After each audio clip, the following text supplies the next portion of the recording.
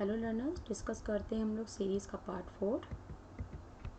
Which of the following is not a type of probability sampling. इसमें से कौन सा प्रोबेबिलिटी सैम्पलिंग का टाइप नहीं है? Simple random method, judgement sampling, cluster sampling या systematic sampling. And the correct answer is judgement sampling. Judgement sampling जो होती है वो आपकी नॉन प्रोबेबिलिटी सैम्पलिंग होती है। सैम्पलिंग क्या होती है? जैसे अभी हमने इसके पहले वाली सीरीज़ में सैम्पल के बारे में पढ़ा, जिस पे आप रिसर्च करते हो सैम्पल, तो उस सैम्पल को सिलेक्ट करने के कुछ मेथड्स होते हैं, probability sampling and non probability sampling. Probability sampling वो होती है जो रैंडम सैम्पलिंग होती है, जिसमें इक्वल चांस होते हैं सैम्पल्स के सिलेक्ट होने के, तो उसके कुछ मेथड्स होते हैं। तो उसमें से simple random method, cluster sampling, systematic sampling, ये सब हमारे प्रोबेबिलिटी सैम्पलिंग के मेथड्स हैं, टाइप हैं। जजमेंट सैम्पलिंग जो है वो हमारा वो नॉन प्रोबेबिलिटी मेथड है। Simple random sampling is also known as, simple random sampling को हम और किस नाम से जानते हैं? Systematic sampling, chance sampling, judgement sampling या all of these. And the correct answer is chance sampling. Simple random को चांस सैम्पलिंग के नाम से भी हम जानते हैं। Deliberate sampling is also known as, deliberate sampling method जो होता है उसको और हम किस नाम से जानते हैं? नॉन प्रोबेबिलिटी, पर्पसिव, जजमेंट या all of these. And the correct answer is all of these. Deliberate sampling को non probability sampling, purposive sampling और जजमेंट सैम्पलिंग भी कहा जाता है। Next, when the population from which a sample is to be drawn does not constitute a homogeneous group, then which of the following sampling technique is applied। जिसमें से हम sample ले रहे हैं, जिस पॉपुलेशन में से, वो होमोजीनियस नहीं है। मतलब क्या है? होमोजीनियस ग्रुप नहीं है, वो हिट्रोजीनियस मार्केट है या हिट्रोजीनियस पॉपुलेशन है। तो वहाँ से जब आप सैंपल चूज़ करते हो तो कौन सा सैम्पलिंग टेक्निक या मेथड अप्लाई किया जाता है? Cluster sampling, stratified sampling, quota sampling या judgement sampling. And the correct answer is stratified sampling. Stratified sampling क्या होती है? जिसमें जो पॉपुलेशन होती है उसको हम लोग सब ग्रुप्स में डिवाइड करा जाता है, इसको हम लोग स्ट्रेटा बोलते हैं, और उसमें से वह रैंडमली चूज़ किया जाता है। तो ये हिट्रोजीनियस ग्रुप के लिए यूज़ होती है। क्लस्टर सैम्पलिंग क्या होती है आपकी? क्लस्टर सैम्पलिंग में क्लस्टर्स बनाए जाते हैं। क्लस्टर्स का मतलब तो ग्रुप्स को फॉर्म किया जाता है, और ग्रुप्स बनाने के बाद उनमें से हम रैंडम जो होते हैं वो सैम्पल्स चूज़ किए जाते हैं। कोटा सैम्पलिंग क्या होती है? कोटा सैम्पलिंग क्या है? नॉन प्रोबेबिलिटी मेथड होता है ये आपका। इसमें से कोटास डिफाइन किए जाते हैं, पहले से डिफाइन होता है। ये कहीं ना कहीं आपका ये भी एक तरह से ग्रुप फॉर्म किए जाते हैं। प्री कोटास का मतलब होता है यहाँ पे प्री डिफाइंड होते हैं कि अगर हमें सर्वे करना है सैंपल, तो हमने बोला कि हम ये डिसाइड करते हैं कि अगर हमें मार्केट सर्वे करना है 1000 कस्टमर्स के ऊपर, उनका बाइंग बिहेवियर टेस्ट करना है, तो हमने बोला हम एक कोटा डिसाइड करेंगे। अमंग 1000 कस्टमर्स हम 50% फीमेल्स लेंगे, 50% मेल्स लेंगे। तो 1000 में 500 हम फीमेल्स का सर्वे डेटा लेंगे और 500 हम मेल्स का। तो दैट इज़ कोटा सैम्पलिंग हो गया आपका।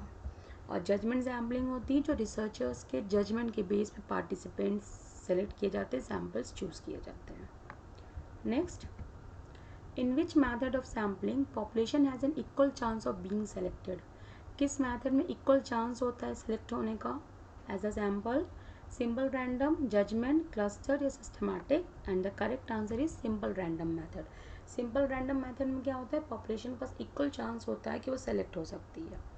इसमें हम क्या करते हैं? इस मेथड में क्या किया जाता है जनरली? एक मान लीजिए हमें सेलेक्ट करना है स्टूडेंट्स के बीच में, हमें एक सर्वे कराना है, हमें स्टूडेंट्स को सेलेक्ट करना है। तो सिंपल हमने स्टूडेंट्स के नेम्स लिख के बाउल में डाल दिए, और जिसका नाम आ गया पर्ची, जिसकी नाम की पर्ची स्लिप निकल आई, उसको हमने चूज़ कर लिया। इसलिए इसको बोलते हैं सिंपल रैंडम मेथड, क्योंकि इसमें इक्वल चांस है कि किसी के भी नाम की पर्ची निकल के आ सकती है। सिस्टमैटिक सैम्पलिंग क्या होती है? सिस्टमैटिक सैम्पल्स में क्या होते हैं? सैम्पल्स जो होते हैं लार्ज पॉपुलेशन से लेते हैं, लेकिन एक फिक्स्ड इंटरवल के टाइम पे। फिक्स्ड इंटरवल का मतलब होता है कि जैसे अभी हमने एग्जांपल दिया था बाइंग बिहेवियर हमें पढ़ना है, तो हमने डिसाइड किया कि 1000 कस्टमर्स में से हमारा सैम्पल साइज़ क्या होगा। तो हमने एक फिक्स्ड इंटरवल, वो एक पूरा मेथड होता है सिस्टमैटिक में, हमने ये बोला कि एवरी 10th या 15th कस्टमर जो भी मार्केट में एंटर करेगा, आउटलेट में हमारे एंटर करेगा, उसको हम एज अ सैम्पल स्टडी करेंगे, डेटा सर्वे करने के लिए चूज़ कर लेंगे। तो ये हुआ सिस्टमैटिक सैम्पलिंग, जिसमें एक फिक्स्ड इंटरवल पे हम लोग जो हैं वो सैम्पल्स को डिसाइड किया जाता है। फिर है आपका which of the following is not a method of data collection. इसमें से कौन सा मेथड नहीं होता है डेटा कलेक्शन का। डेटा कलेक्ट करने का मतलब बहुत सारे मेथड से डेटा कलेक्ट किया जाता है। ऑब्जर्वेशन, क्वेश्चनर, इंटरव्यू या coding, and the correct answer is coding. ये मेथड नहीं है, बाकी ऊपर के तीनों मेथड होते हैं। ऑब्जर्वेशन मेथड होता है जिसमें हम ऑब्जर्व करके डेटा कलेक्ट कर रहे होते हैं। क्वेश्चनर, लिस्ट ऑफ क्वेश्चंस होते हैं जो हम भरवाते हैं, लोगों से फिल करवाते हैं। या इंटरव्यू के कई टाइप होते हैं, 1 to 1 भी होता है, आप टेलीफोनिक इंटरव्यू, मेल के थ्रू भी होता है, तो इंटरव्यू के फॉर्म से भी हम डेटा कलेक्ट करते हैं। तो जो अबव मेंशन तीनों हैं आपके, ये क्या होते हैं, मेथड होते हैं डेटा कलेक्शन के। Next, what is the purpose of data analysis and research process. Research process जो होता है, रिसर्च का पूरा प्रोसेस होता है, जो स्टेप्स होते हैं, उसमें जो डेटा एनालिसिस होता है, इसका पर्पस क्या होता है। To collect the data, to test the hypothesis, to draw out the samples and all of these. And the correct answer is to test the hypothesis. Data collect हम कर चुके हैं, मेथड्स जो हैं होते हैं आपके, डेटा को कलेक्ट कर लिया, सैम्पल भी आप पहले ही ड्रॉ आउट कर लेते हो, उन्हीं सैम्पल से आप डेटा कलेक्ट करते हो। डेटा एनालिसिस हम क्या कर रहे होते हैं, जो डेटा हमने कलेक्ट किया उसके एनालिसिस कर रहे हैं। तो एनालिसिस क्या करते हैं, जो हाइपोथेसिस हमने बनाई होती है स्टार्टिंग में रिसर्चर ने, कि हमें ये एजम्पशंस, टेंटेटिव एजम्पशंस हमने इसके पीछे पढ़ा है, उसको टेस्ट किया जाता है। तो डेटा एनालिसिस में हम एजम्पशंस जो हाइपोथेसिस बनाई गई थी उसको टेस्ट किया जाता है। Editing, coding and tabulation are necessary in which step of the research process. Research process के किस स्टेप में ये तीनों चीज़ें ज़रूरी होती हैं। Literature review, data analysis, hypothesis testing and determining sample design. And the correct answer is data analysis. Data को जब एनालाइज किया जाता है तो एडिटिंग की जाती है। एडिटिंग का मतलब जो रॉ डेटा आया है उसमें से जो एरर्स वगैरह होते हैं उनको रिमूव करते हैं, आप एडिट करते हैं डेटा को। फिर कोडिंग की जाती है, सिंबल्स दिए जाते हैं, नेम्स दिए जाते हैं स्पेसिफिक, उस तरह से हम कोड्स मेंशन करते हैं, कोडिंग करते हैं। कोडिंग का जब हो जाती है तो हम डेटा को टेबल्स के फॉर्म में अरेंज करते हैं, रॉ और कॉलम्स के फॉर्म में अरेंज करते हैं, उसको बोलते हैं टैबुलेशन। टैबुलेशन का मतलब होता है डेटा को टेबल्स के फॉर्म में अरेंज करना। तो ये सब किस स्टेप में हो रहा होता है, डेटा एनालिसिस के अंदर। Next, in which of the following classified data is put in the form of tables for analysis interpretation. हम डिस्कस कर चुके हैं, correct answer is tabulation. Tabulation में ही हम क्या करते हैं, जो भी डेटा होता है, रिसर्चर जो भी होता है उसको टेबल्स के फॉर्म में पुट करता है।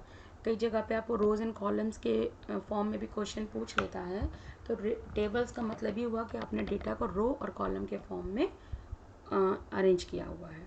तो ये होता है हमारा tabulation. Last one is which of the following is not a scale of measurement in research. जो वेरिएबल्स होते हैं रिसर्च में बनाए जाए हैं उनको मेज़र किया जाता है कुछ स्केल्स के थ्रू। तो इनमें से कौन सा स्केल नहीं होता है रिसर्च में, नॉमिनल, ऑर्डिनल, क्रूशियल या ratio. And the correct answer is crucial scale. बाकी तीनों 4 स्केल्स यूज होते हैं, नॉमिनल, ऑर्डिनल, रेशो या इंटरवल। नॉमिनल स्केल जो होता है हमारा, ये डेटा को कैटेगराइज करता है। हमने बोला मेल फीमेल में डेटा कैटेगराइज कर दिया, आई कलर्स के बेसिस पे डेटा कैटेगराइज कर दिया, तो ये डेटा को डिवाइड कर देता है, लेकिन ये ऑर्डर में डिवाइड नहीं करता है, अनऑर्डर्ड रहता है ये हमेशा। नॉमिनल स्केल सबसे सिंपल स्केल होता है। ऑर्डिनल में क्या होता है, मीनिंगफुल ऑर्डर होता है या रैंकिंग के बेस पे डिवाइड किया जाता है। जैसे लिकर्ट स्केल इसका एग्जांपल है ऑर्डिनल का। आप मॉल वगैरह जाते होंगे, आपको अक्सर एक ब्रोशर वगैरह दिया जाता है, या आप किसी भी रेस्टोरेंट से जाते हैं कि उसमें आप हमारी सर्विस से कितने खुश हुए, फील करिए। आपको हमारा प्रोडक्ट कैसा लगा, तो आप फिल करते हो बहुत अच्छा, अच्छा, एक्सीलेंट, वेरी गुड। तो ये क्या है, लाइक कितना लाइक आपने किया। तो ये डेटा कलेक्ट कर रहे हैं हम लोग लिकर्ट स्केल पे। ये किसका एग्जांपल हुआ, ऑर्डिनल स्केल का, जिसमें मीनिंगफुल ऑर्डर या रैंकिंग दी जाती है डेटा को।